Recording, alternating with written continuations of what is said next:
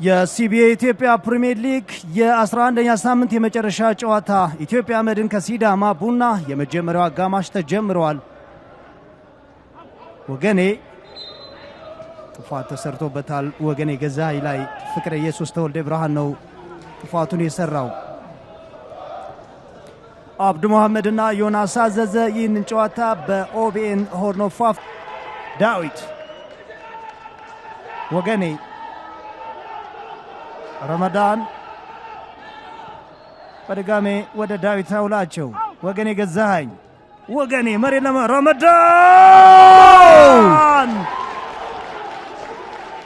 ረመዳን ዩሱፍ ካልተጠበቀ ቦታ ያልተጠበቀ ጎል ተቆጠረ።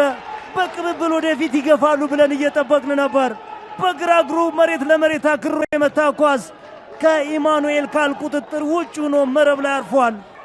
ሌላ ኳስ አሁንም ተጋልተዋል። ምናል ብርሃኑ በቀለ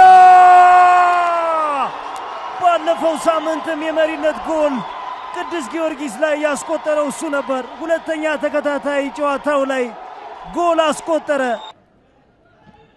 አስቻለው ሙሴ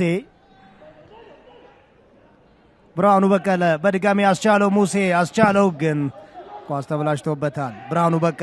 ብርሃኑ ከራሱ የተነጠቀውን ኳስ መልሶ አግኝቶታል። ኢትዮጵያ መድኖች አስጣሉ። ረመዳን ዩሱፍ የመጀመሪያው አጋማሽ 2 ጎሎች ተቆጥረውበት ባቻ ውጤት ተጠናቋል።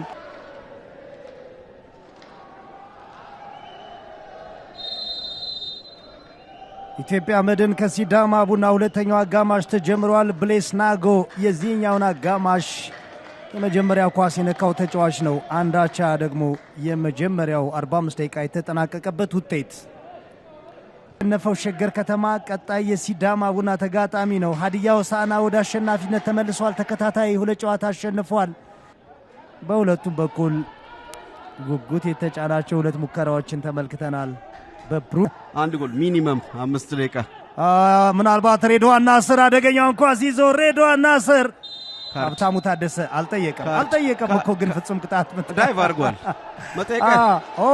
ቀይ ካርድ ተገቢ ነው። በአዲስ አበባ ስታዲየም በተመሳሳይ ኢትዮጵያ ቡና በፍቃዱ ለዳኛው በማጨብጨቡ ካርድ ሁለተኛ ካርድ መዘዋል። ሃይማኖት አብዱ በጠይቅ አይጠበቅበትም። ዳኛውን ለማታለል በሚመስል መንገድ በቀላሉ ወድቋል። ተመልከት ኳሱ ዳይቭ ነው ያደረገው። እንዴት አድርጎ ብናይ ዳይቭ ነው ያደረገው። ይሄ ብቻውን ቢጫ ካርድ ነው፣ መጠየቅ አይጠበቅበት። ከቢጫ ካርዱ በኋላ የፌዝ የሚመስል ማጨብጨብ ነው በሀብታሙ የተመለከተ። ሀብታሙ ሰከንዶች እብደት ቡድኑ ውጤት እንዲያገኝ ባልተገባ መንገድ ሄደ ይመስላል። ዋጋ አስከፍሎታል። ሁለቱም ተመጣጣኝ ለዚህ ጨዋታ ክሊር አሸናፊ አይኖራል የሚል እምነት የለኝ። ማቻ በቂ ነው ለሁለቱ። ጨዋታው ተጠናቀቀ።